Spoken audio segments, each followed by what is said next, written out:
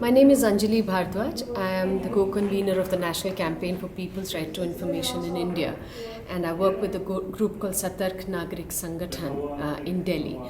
We work with the marginalized living in slum settlements in Delhi. I think the right to information law in India has been an extremely powerful one for the common person in the country. And it's really a law which has come from the grassroots, which has arisen as a result of people's demand that information be provided to them, because they've realized that without information, they cannot access their basic rights and entitlements. People have used this law in many, many ways. People across different income groups, across different ages have used this law. And in fact, if I share one of the examples with you, it will just give an idea of how people have been using it.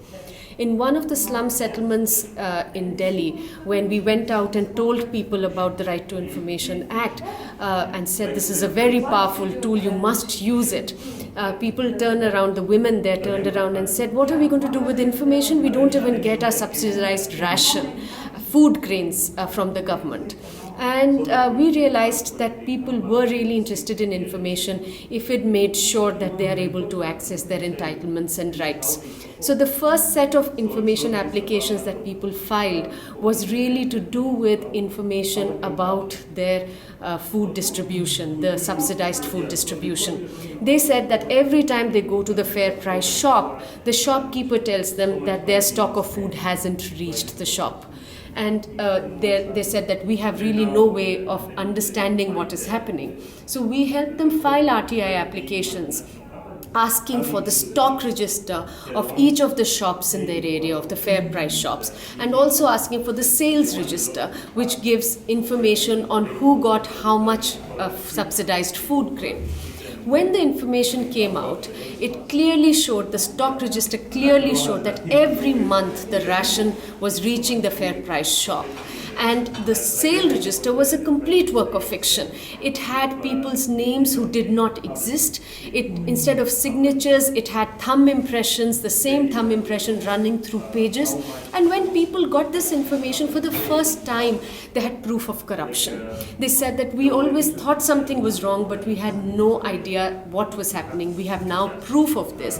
And using that information, they filed hundreds of complaints in their food department, and they also held a public hearing where they publicly testified.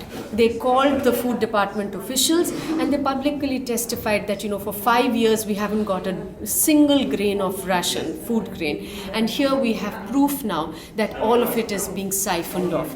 The result was that 3 shops in that area were shut down, their licenses were cancelled, and several officials, there were disciplinary proceedings that were started against them.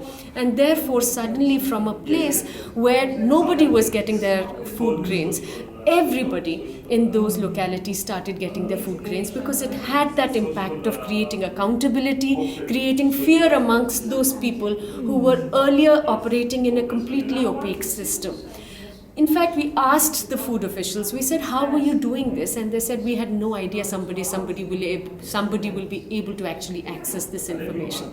So what the Right to Information Act has really done is that it has tilted that balance of power, which was so heavily in favor of those who govern to those who are being governed. And we see that happening in a very, very real way, where people are now using the law to access information and then using that information to engage with the government, to tell the government officials that now we know and we want you to perform. So that accountability is being brought in using the information that people are accessing.